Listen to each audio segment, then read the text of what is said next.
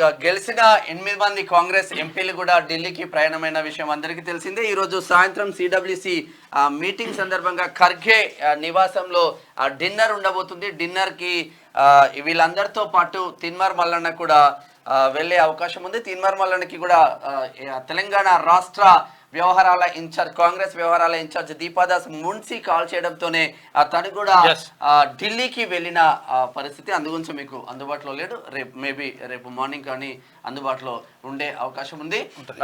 తెలంగాణ ప్రజలు మీరు చూపించిన ఆధార అభిమానులతో ఉమ్మడి 3 జిల్లాల పట్టభద్రుల విజయమే ఈ రోజు తిన్మార్ మల్లన్న శాసన మండలిలో కూర్చున్నాడు.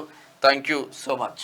అందరికీ నిజంగా నమస్కారం, ధన్యవాదాలు. తర్వాత రేపు ఎన్డీఏ ప్రభుత్వం మరోసారి అధికారం చేపట్టబోతా ఉంది. తర్వాత ప్రధానిగా మూడోసారి నరేంద్ర మోడీ బాధ్యతలు చేపట్టనున్నారు. తర్వాత దానికి సంబంధించినటువంటి కథా కమావేశం అంతా కూడా నడుస్తూ ఉంది. ఎన్డీఏ మిత్రపక్షాలతో అటు తెలుగుదేశం పార్టీ, జనసేన, తర్వాత అక్కడ జేడీయూ, ఈ మిత్రపక్షాలన్నింటితోటి నిన్న సమావేశమైనరు ప్రధానమంత్రి నరేంద్ర మోడీ.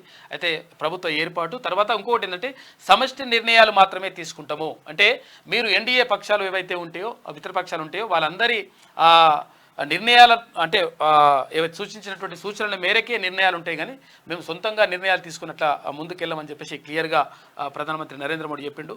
ఎన్డీఏ ప్రభుత్వం రేపు అంటే మరోసారి ప్రధానమంత్రిగా రేపు నరేంద్ర మోడీ రేపు సాయంత్రం ఎన్డీఏలో మాత్రం కీలకంగా నితీష్ కుమార్, మన పక్క రాష్ట్రం ఉమ్మడి ఆంధ్రప్రదేశ్ మాజీ సీఎం, ఇప్పుడు ప్రస్తుత సీఎం అనుకోండి. చాలా విషయాలు మనం చర్చించుకోవాలి. ఎందుకంటే ఇక కాళేశ్వరం కథ ఏంది, తర్వాత అక్కడికి పోయిన తర్వాత ఏం జరుగుతుంది, ఇవో చాలా విషయాలు ఉన్నాయి. ఇంకా ముందుగా